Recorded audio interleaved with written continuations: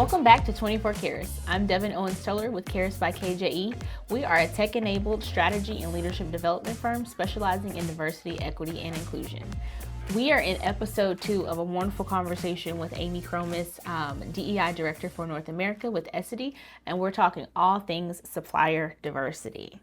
Hi, Amie. Welcome back. Hello. Thank you. Thank you. Hey, yes.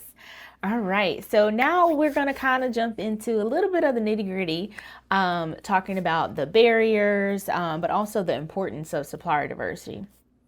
So let's start with, why is supplier diversity important? Yes. It's important in so many different ways. I'll start out to why it's important for me personally, and then the broader appreciation and value of it. For me, I'm passionate about each generation being stronger than the next, in many different ways, right? But if we're talking about financial and just economic empowerment, supplier diversity is a key piece of that. And why is because it puts businesses at the table that otherwise would not have been there. It does not guarantee, but it certainly provides more opportunity, right? So whether we're talking about supplier diversity in businesses, whether we're talking about ownership, stake in companies as well, and having people have equity in spaces, it's so important from that perspective. But also too, from just a business perspective, it adds value to the business, right? Yeah. It diversifies your supply chain, it increases competition, it increases your supply chain as well in terms of the breadth of suppliers that you have to choose from.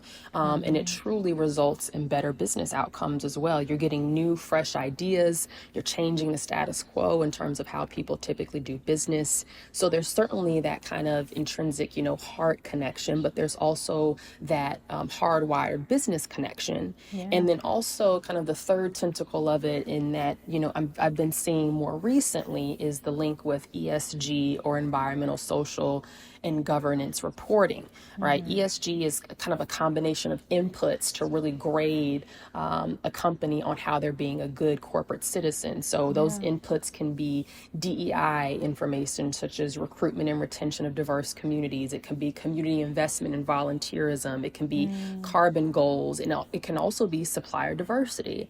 And so I'm seeing this from a stakeholder activism standpoint. I'm seeing this from boards demanding more information around how are we leveraging our spending power and our purchasing power. So it certainly has elevated and risen in the ranks in terms of why it is important, and people understanding that it is, these programs are here for a concrete, solid reason, and that they need to continue.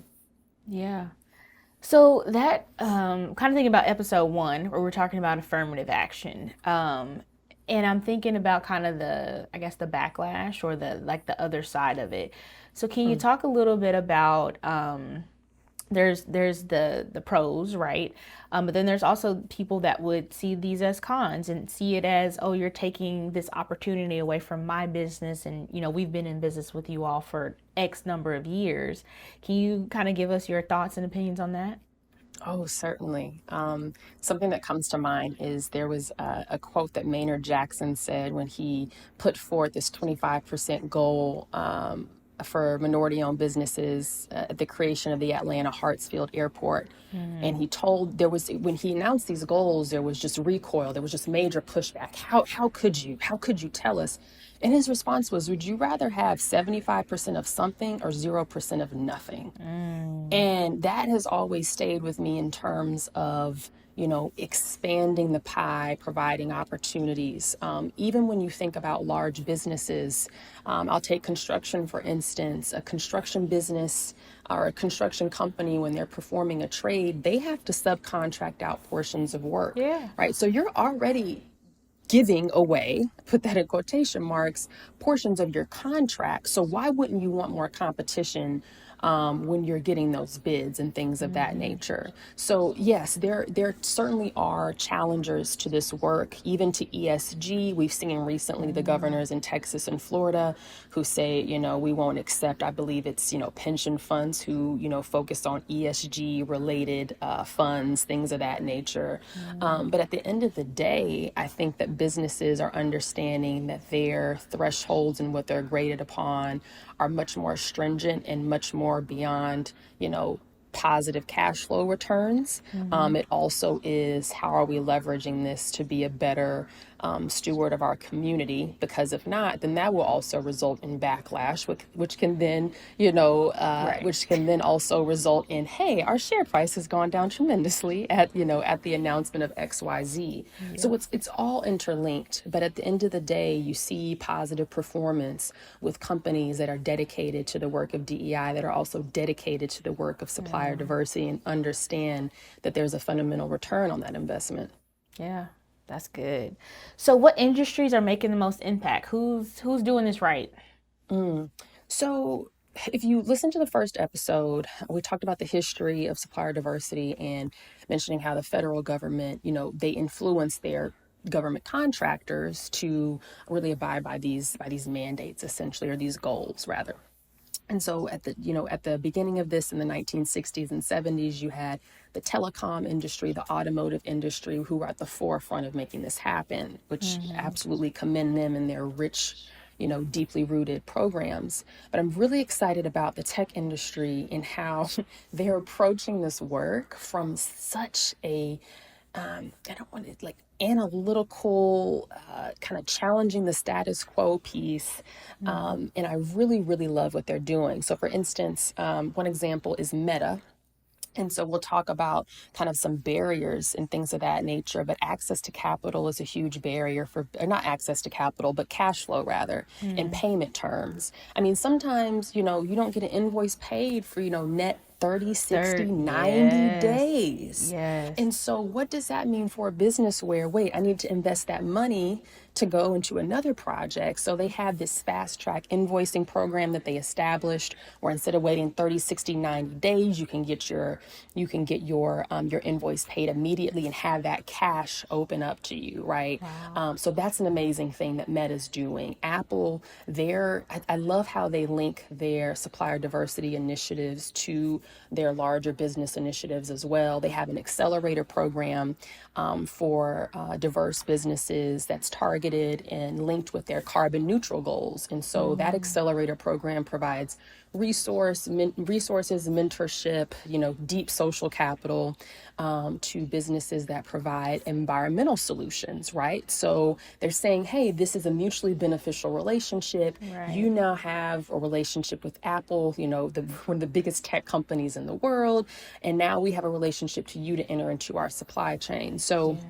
that's what I'm loving seeing in the tech space, is they're kind of just going at it from ways that Shake it all up. traditionally, exactly. I welcome that. Let's do things differently. Let's poke holes in the way that things Yes. have typically been done, and get better results. Yeah, and I think we have to, in today's society, we've come a long way since the 1970s and 80s. We have technology now. We have we have consumers on technology. They're researching things. They're doing a lot of homework before they spend their money. People Yes. want to spend their money to organizations or with companies where they feel like they are supporting that company's mission and that vision, right? And that their dollar is going to help someone else or something else. Recently or over the weekend, I think it was Amazon that partnered with Boss Women Media, and they kind of it was a pitch competition for Black-owned businesses, or maybe Black women-owned businesses actually. So it was really cool to see a Black woman. She started her company maybe 5 or 6 years ago. It's called Black to the Lab, and she's creating chemistry kits for girls of color so they can get into STEM. And so to see kind of her evolution, she showed her product from early on to 2016, 17 to now.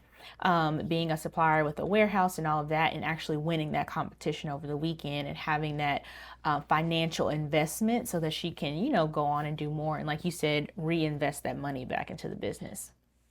So I think Absolutely. it's really inspiring to see for entrepreneurs or of color or underrepresented groups that are wanting to start their own businesses, to see those accelerator programs coming about and the different avenues and tools to help them. So can you talk a little bit about what support systems or what things are in place to kind of help suppliers learn about, how do I complete an RFP? How do I get insurance? How do I do it? Definitely. When we talked about in the first episode, the creation of the MBDA, Minority Business Development Agency, when it was created, there was also a paired offering of an access to capital fund, like a capital lending fund, because there was the acknowledgement even then in the 1960s that we can't just create these programs and think that people will answer the call. There needs to be a set infrastructure in place to really, once again, remedy that past discrimination that's taken place. Yes. So MBDA centers are all throughout the country. So that's a great first place.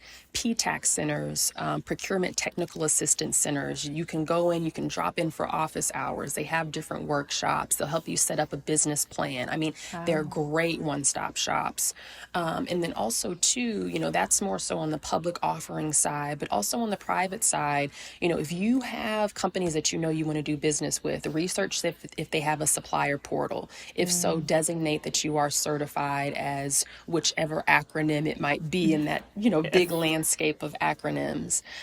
So that way you can understand, and hopefully if you can get a preview to some types of RFPs that are released to say, hey, what are their, core foundational requirements that they have? Do I need to have bonding? Do I need to have different insurances? Do I need to have certain certifications in order to even be considered or qualified as one of their suppliers? So once you kind of have that playbook, you can then backtrack, reverse engineer it, and see, okay, what do I have? What do I not have? And how do I need to put, mechanisms or processes in place to make sure that I have these things, so that way when I do meet with them, I can say, hey, I've not only done my research, but I've acted on my research in order to be a trusted supplier with you. Yeah, that's good. That's good. So along that same vein, can you talk a little bit more about the barriers diverse owned businesses face today? Oh, goodness. A lot, just to be frank.